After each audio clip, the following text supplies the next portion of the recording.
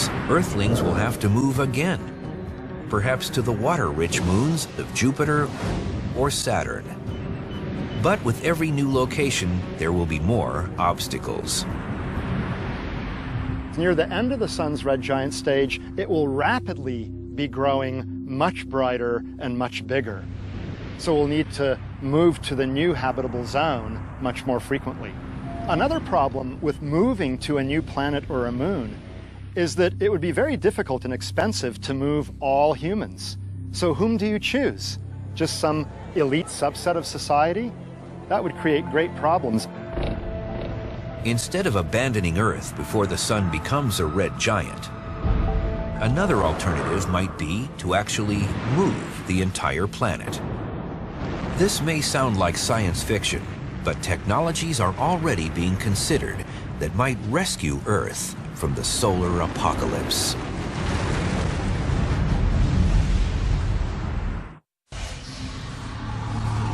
Predictions about our Sun's demise are widely accepted. In about 5 billion years, our star will begin a long, violent death. As it mushrooms into a red giant, it will vaporize planets Mercury, Venus, and, most likely, Earth. If human-type civilizations still exist, they will have already relocated to the outer solar system.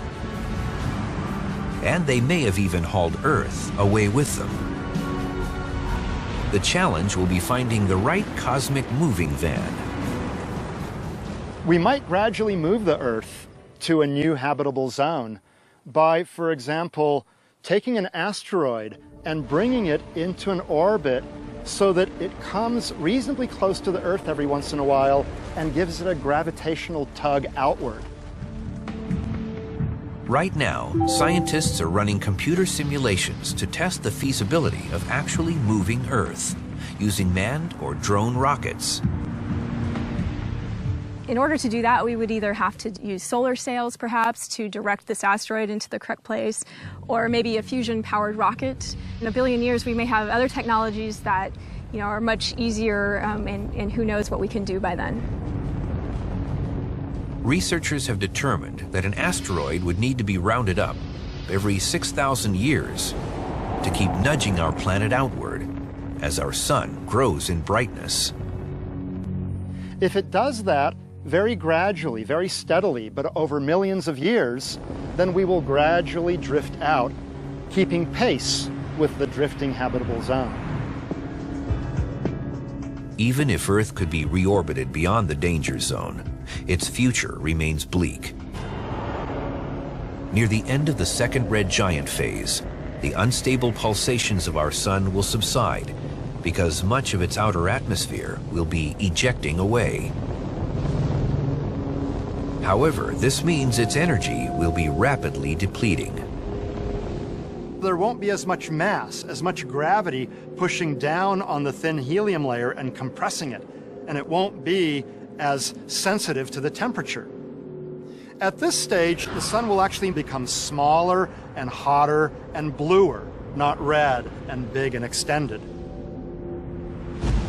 And so the nuclear reaction rates are going down. So eventually, when the star has lost enough mass, those reaction rates basically die away.